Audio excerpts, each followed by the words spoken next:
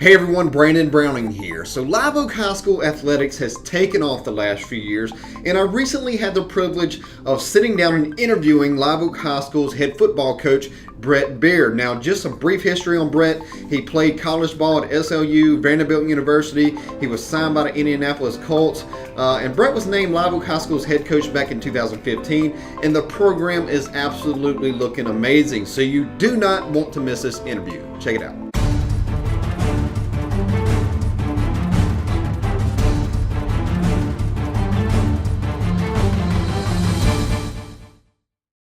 Hey everyone, Brandon Browning here with eXp Realty. Today I'm here at Live Oak High School with the Live Oak High School coach, Brett Beard, and I thought it would be just an amazing opportunity to sit down with this guy. He has a awesome background, awesome history. He's done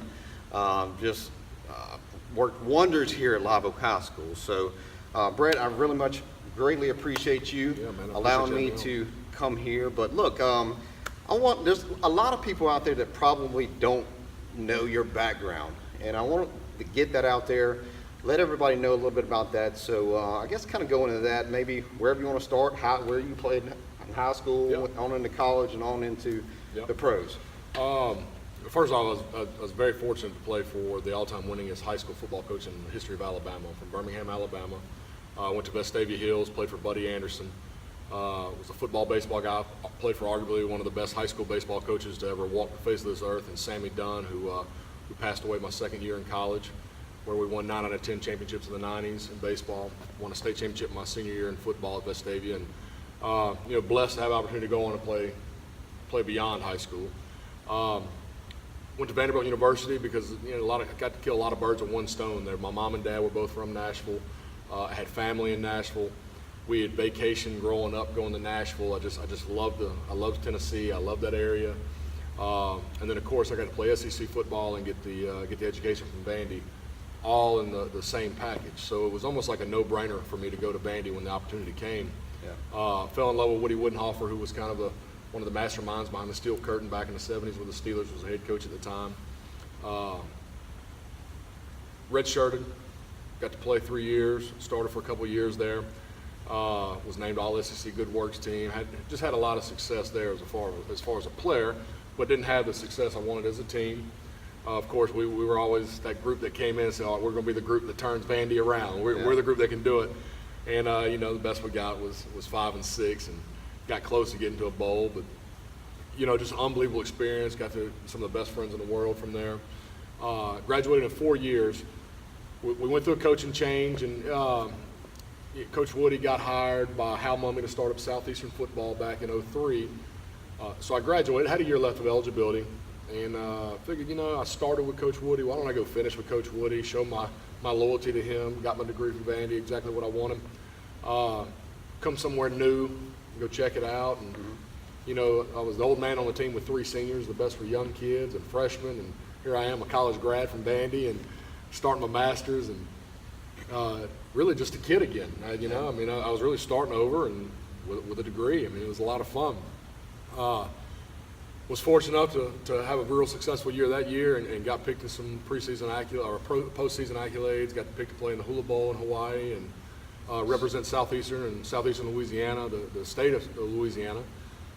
Because the funny thing is, when I pulled into Louisiana, I remember seeing Bienvenue in Louisiana, welcome to Louisiana. I'm thinking, I can do this for 3 months. I always thought I'd be back in Birmingham or Nashville, and like we all know, the people down here are unbelievable, and it's just a good time. It ended up being a great fit. After that, I signed a free agent to go play with the Indianapolis Colts, and I had a short stint there, and was just kind of beat up and burnt out, got hurt, and I just didn't want to start over. It was time for me to say bye to football as a player and get into what I loved, and that was coaching.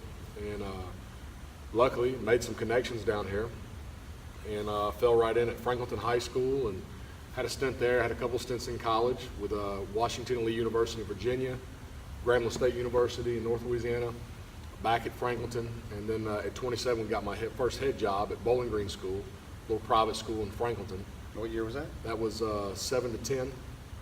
I was a head football and baseball coach there. Then moved on to get back into public schools. Went to Destran as an assistant for 2 years. knew I wanted to be a head coach again. Got to see, got to be a college coach, a high school assistant, been a high school head coach. Wanted to get to an elite, 5A program in Destram. So I've kind of felt like I'd gotten a lot of great, avenues there that got to kind of gave me a bunch of different, options and opinions on how to do things. And felt like after 2 years I was ready to be a head coach again. And I figured, try my luck in Baton Rouge. And luckily Daniel Edwards took a shot on me with Woodlawn High School. Was there, that was a 3 to 5 year plan. So eventually land a job like this that I always put on a different pedestal than most, knowing the history and everything, but given the opportunity to come to Live Oak was one I'd always wanted. And, luckily everything's fallen into place, and, through being a player all the way into coach, and just, the game of football has been great to me, and I fell in love with it, I've fallen in love with it, and I fall in love with it all over again every day. And ultimately, at least the love I have for these kids and these coaches and people that I've been around that makes this profession so special, and why I do what I do. Yeah. So let's talk about that a little bit. How did go into a little bit more how you ended up here at Live Oak? So how did that come about? Now, I'm gonna tell a funny story. Now, I actually applied for this job when it first came open. The guy before me got it. I never got interviewed. And I probably wasn't ready. I don't know. You can't ever say you weren't ready. Right. But I never got an interview, and I was kind of, I guess it kind of kicked me off a little bit. I'm like, man, I can't even get an interview. I mean, it is Live Oak. Because at that time I'm thinking it is just Live Oak. I didn't know a whole lot about it. I just traveled down 16 a bunch of times when I was living in A-Meet, coming to Baton Rouge stuff, and just loved the area. And I'm like, knowing the success, I'm like, I'm at Destram right now. I can't even get an interview at Live Oak. So I was kind of ticked off, but then, things happen for a reason. And I get to Woodlawn, and things go well at Woodlawn. Inherited a program, it needed a little work, and got it turned around. And great coaching staff, great kids. I just fell in love with the kids there, and just every piece that had to pull its weight in the direction we had to pull in did. And we had some quick success there. And then this job comes open again. And a funny story. Mr. Roberts no longer with us. He just recently retired, but I came up. He used to do our 7-on-7 summer league, so I can remember coming up, and this is the first time I'd seen the new Live Oak. I'm looking around going, that's right.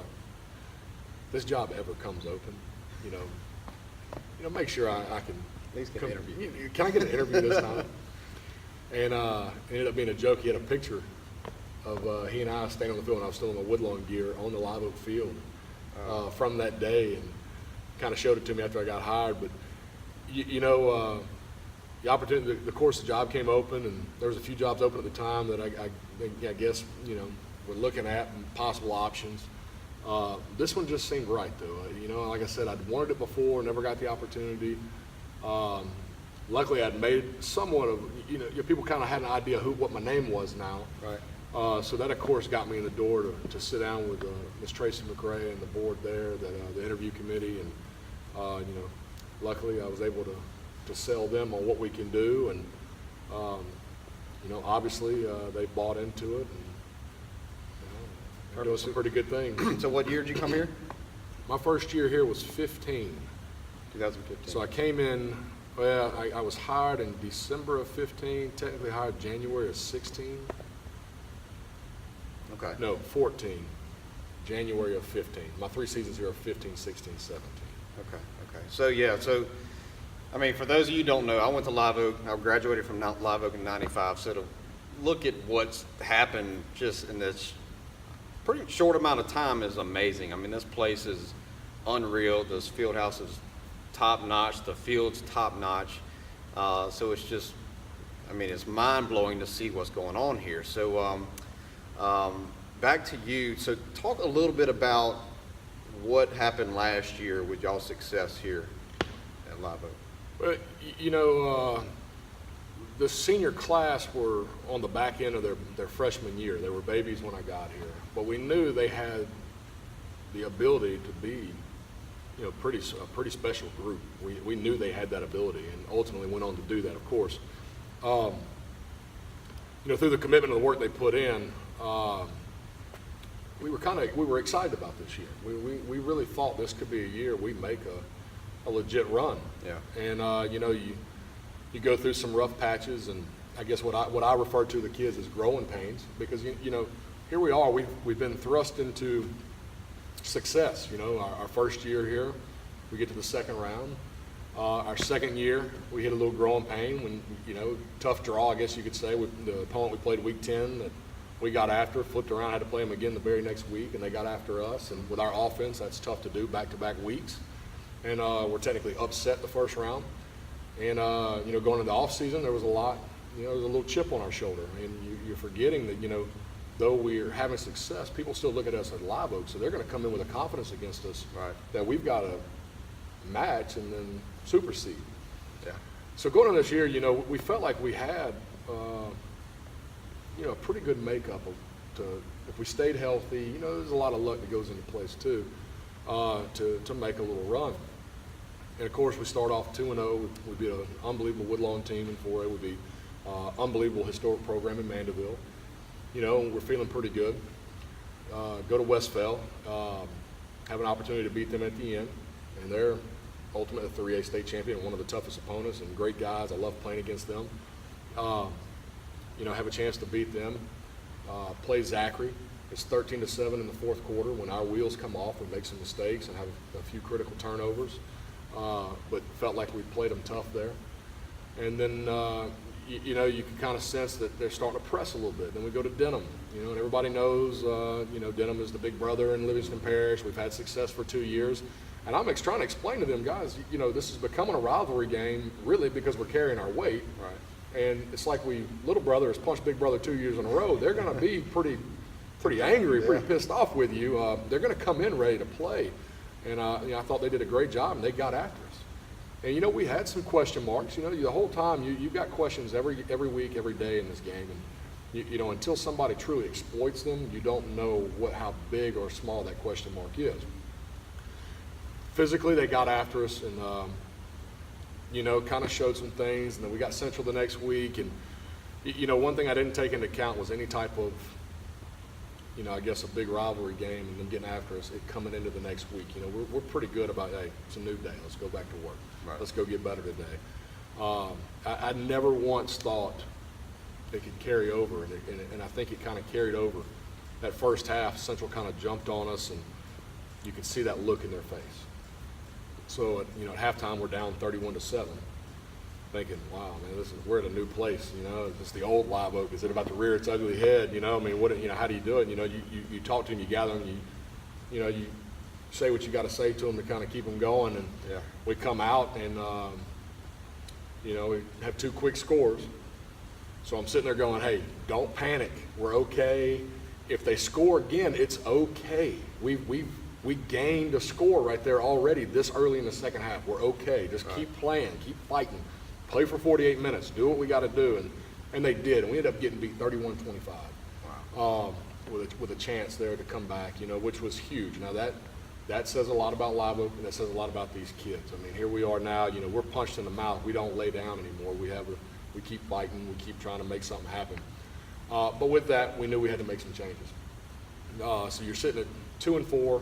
Got to make changes, and here comes freaking Scotlandville, who we all know is really good, really athletic, really good, really well coached. But we came out, made our changes, flipped around 3 guys from defense to offense to kind of get us going. And all we said was, you know, just give us a spark.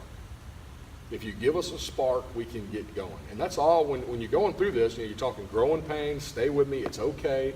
We've been here before. It's you know, the best thing about being at rock bottom, that's a hell of a foundation to build on. Right.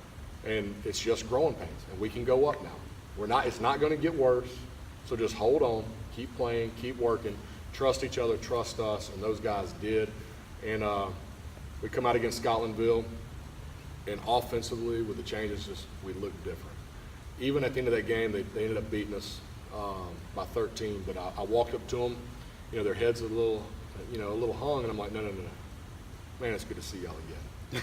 Because I hadn't seen them like that in a few weeks. So, you know, I'm thinking, all right, we're onto something here. Yeah.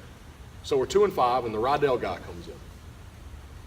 And I was just throwing stuff out. I'm looking for everything I can to get something, man. We need something. Yeah. And they've been begging me for a second helmet, a white helmet. So I asked him, you know, look, if I made a deal with these kids and we go 3-0 these last 3 games, because our back was against the wall. And we're 2-0. We were fighting for our life. So I'm thinking, so here comes the Rydell guy, and I'm thinking, all right, let's give him a spark. If we can go 3-0, I said, Rich, how quick can we really get a set of 100 white helmets decaled up? Oh, if you want them decaled, it's going to take a little while. It's going to take a little while longer. I said, well, how long? I got to have it for the first round game. I said, you know what? Go ahead and order the decals. I said, this is what I want. This is how I want it. And this is the deal. They have to go 3-0. Oh, they have to go 3-0 to get these. Because I'm thinking, you know what? Eventually I'm going to buy a second helmet anyway. So if I get I'll go ahead and get this stuff. You know, if they don't do it, I've got it for next year. You know, so I'm thinking, I've got it. I want to do this for them anyway because they've been begging me for it. So I'm thinking, all right, you know, I'll go ahead and get these decals ordered so they have them if we do it. And so we get all that ordered, and it was like a 1-week turnaround. And I said, all right, we play Bel Air. I said, then we play Walker on a Thursday night. I said, if we win Thursday night, Rich, I will order them that Friday morning so we have them here for the first round. If we happen to lose week 10, I said, I still want them. I'm just going to save them.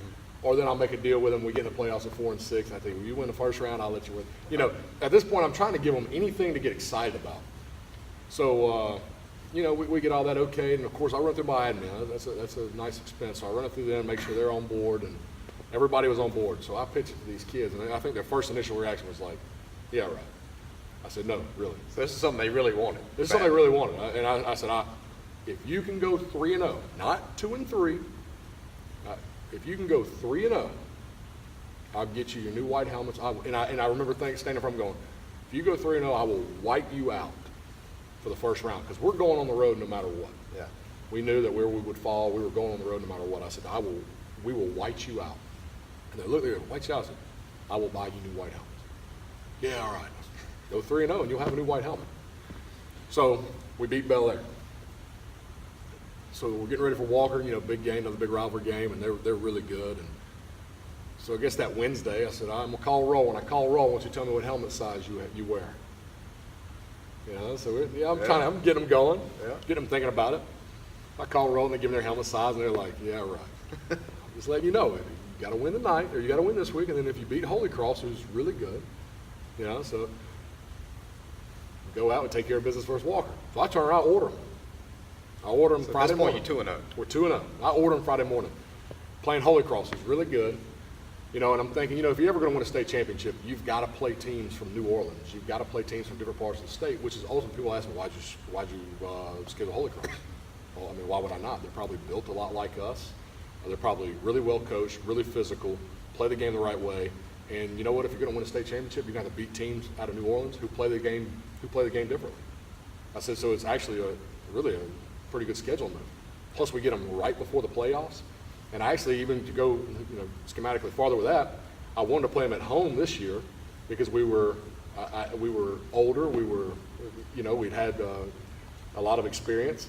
So I was good with playing them home, and I wanted to play them away next year. So for these younger guys, we travel to New Orleans the 10th week of the season, getting ready for the playoffs. So now you're comfortable traveling to New Orleans if we've got to go down there. So I think about everything that's involved there. Right. So we're playing Holy Cross, who's, you know, beat Rummel, who's, you know, played with John Curtis, who's beat St. Aug, and you're thinking, hey, man, y'all want it? Here we go. Yeah. And it just so happens those white helmets came in that Friday. So I wrapped it up in a sweatshirt, and I said, all right, I'll uphold my end of the deal. Can you uphold yours? And I walked in with it wrapped. They're like, yeah, right, Coach, that's a basketball. I'm like, I mean, if you don't want to see it, I won't show you. They're like, oh, no, we want to see it. And I slowly started pulling out that sweatshirt, and for the first time since I've been here, I pulled that white helmet out, and they went nuts, man. They erupted. Wow. You know, it's a little bit different. You know, we went with the wings, kind of like Philadelphia Eagles, went with the wings, and kind of an earn your wings type thing is what we sell around here. But we wanted to go with the chrome LO. We try to push, you know, having a little pride in Live Oak and the LO. And, right. But of course, it's different than the wings and stripes. You know, just something, and it's chrome. It's something new age, something they can be excited about. Well, they went nuts, and then we go out and we play really well at night and beat Holy Cross 14-13. So here we are, 22 seed. They got these white helmets, and it's like anything, when it's not given to you and it's earned, Yeah. it means something to Yeah, you. appreciate it more. And it was like these helmets had like fairy dust in them or something. When they put them on, they got bigger, they got faster, they got stronger. Yeah. They just played differently. And I even noticed it that week. We would wear the blue helmet Monday and Tuesday. I'd let them wear the white helmet to practice on Wednesday to get used to it. And we just had a totally different bounce about us. Right. So here we are, 5-5, and we go to Sulphur as 11 seed. And, I had no idea how big Sulphur was and how nice it was, and arguably the second best stadium in the state behind West Monroe. And the atmosphere is nuts and crazy, tons of people, and I'm Googling it, YouTubing it and everything, and I'm showing them videos. Look, man, this is what we're getting into. And got to try to get them as comfortable as possible. And, we went over there and probably played the best. The first half was probably the best half of football maybe ever played at Live Oak. Physically, execution, just getting the job done. Really, honestly, it's one of the finest halves of football I've ever seen in high school football. It was just unbelievable the way these guys showed up and played. I didn't think Sulphur. I thought Sulphur's kind of thinking, who's Live Oak? And, they probably weren't exactly ready for what we brought, and they don't understand that our district is the gauntlet we play in, and we're really not scared of anybody. You play Zachary, you play Scotlandville, Denham and Walker. Now these rivals in Livingston Parish are bigger and better than ever. A lot of it has to do with Walker's gotten better, and Live Oak's gotten bigger and better. It's not that Denham's come down. We talk about this all the time. Denham hasn't come down to us. Mm-hmm. Denham is still a very legit program, very good. We've just come up to them. Yeah. And so physical rivalry games like that, we're built for playoffs. It's not new to us anymore. So going into the playoffs, going into the year, our goal was to get to Thanksgiving week. We always tell them, when a program gets to the Thanksgiving week and you're practicing with no school, you've kind of become a top tier program, and that was our goal. Yeah. And it kind of slid away. Our goal was no longer, it's still our goal in the back of our mind, but when you're sitting at 2-5, now your goal is, oh crap, we got to just get the playoffs. Yeah. So we get there, and then we turn around and play EA, the second round. Somewhat familiar with them, somewhat comfortable with them. We worked with them in the spring, so that wasn't the first time we'd seen them. We knew they were really big, really good, really athletic, had some great players, great coaching staff. We knew it was going to be a war, and we come out and spot them 14. Coaches did a great job making some adjustments, getting some things going, and got comfortable with a few sets that we found, and we were able just to get comfortable and get after them there. And it was a big win. So we beat 22, we beat 11, we beat 6, and now we've gotten into Thanksgiving week, so they're breathing again. But to back up to 2-5, I did something I probably should have done earlier in the year and had just a senior closed door meeting. And I finally sat down with them. I sat down just like this because I didn't need to tower over and be I said, let's talk like a family. Let's is there something going on I need to know about? Is there something I'm missing? Is there something I lack? You talk to me. There's something not right. You guys are so much better than this. And, I'm trying to talk to them like a family, because it is a family. I love those kids, and I think those kids love us back. And I really think that's what makes us successful. But I finally get them to open up to me, and there's a lot of great things said, but ultimately what came out of that meeting was, the teams before us had success, and here we are starting to struggle, and they're hearing it from classmates, they're hearing it from previous players, and they start pressing. And I'm like, crap, guys, why didn't y'all just tell me that earlier? Who cares what they think? Yeah. Who cares what you hear at home about what's going on? Who cares that you hear any rumors of me leaving or getting fired? Who cares? I'm like, ultimately, at the end of the day, what's in this room, that's the family that's going out to represent Watson and Live Oak that's got to do the special things. What people are saying on social media and junk like that, you can't listen to all that. You're forgetting it's a game. Have fun. So we left that meeting and all right, so we got kind of have a new life with us. And here we are, Thanksgiving week, and probably one of the most fun weeks I've ever had in practice. And we had the parents come out and watch us walk through Thanksgiving morning. A lot of families were in town, and we all came in here and invited the parents and all the senior dads talk and kind of talk about what they're thankful for. Just really a special moment for everybody that was in that room. And then go out and play Acadiana, the elite 5A power that you got to beat to ever win a state championship. And everybody thought we were going to get mauled. Everybody thought Acadiana was going to come in here and run all over us and physically get after us. And well, the tables were turned. We made 4 mistakes that got us. and had them on the ropes, and I didn't think they wanted any more of us until we gave them a little life with a couple of mistakes. And you live and you learn. I keep telling myself, wow, Live Oak just got to the quarterfinals and screwed it up. Part of me wish we just played at Canadiana and they got after us. Yeah. They're just better than you. But that particular night, we felt like we had our opportunities and screwed it up. But the biggest thing you learn is trust the process. Yeah. I was telling it to the Kiwanis Club the other day. You talk about trusting the process. Well, when you're 2-5, you're digging deep to trust this thing. Yeah. Man, this has always worked in the past. But you stay with your guns. Like, I didn't make any crazy changes. We didn't do anything. We stuck with the process and kept working, and just things fell into place. They stayed with us, and luckily we were able to turn it around. Awesome. Well, that's an awesome story. So, and that's the thing, man. So being from here and going to school here and growing up here and still here, I mean, it's just crazy what I'm seeing just on social media. It's like a culture is forming. It's almost people here are just excited about Live Oak as they are LSU, the Saints, or whoever. So it's just amazing to sit back and watch. And I've been kind of sitting back watching from the sidelines. So I was like, man, I got to go meet this guy. I got to talk to this guy. So look, man, I'm looking forward. I know you're looking forward to next year. Yep. I'm sure you have some big goals for what's going on here as far as growing the program and Yep. stuff. And you and I have been talking about some stuff to maybe put into works to kind of, help that out a little bit. So hopefully we can make that happen. Definitely. But man, look, I appreciate you letting me do this. Anything you want to say to these guys before, just to kind of cap it off? Hey, man, just keep grinding. Live Oak is, some things are going on here that I hope everybody sees. I really hope everybody sees the school that we have, the academic school that we have, the faculty, the administration. I honestly tell people all the time that everything is in place for this school to go do special things academically, athletically. We're really just at a great spot right now, and we've just got to figure out a way to keep growing it, keep pulling together, keep fighting together, and just keep getting better. Awesome. All right, man. Well, I appreciate it. Look, guys, if y'all don't mind, everybody watching this, share this video. We want this to get out. So everybody in the Watson community, share this out. Let's get this out there. We really would appreciate it. So like it on the Facebook page. If you see it on YouTube, subscribe to the YouTube channel, and we definitely would appreciate it. Until next time, this is Brett Beard, and I'm Brandon Browning. Thanks so much for watching. Thank you.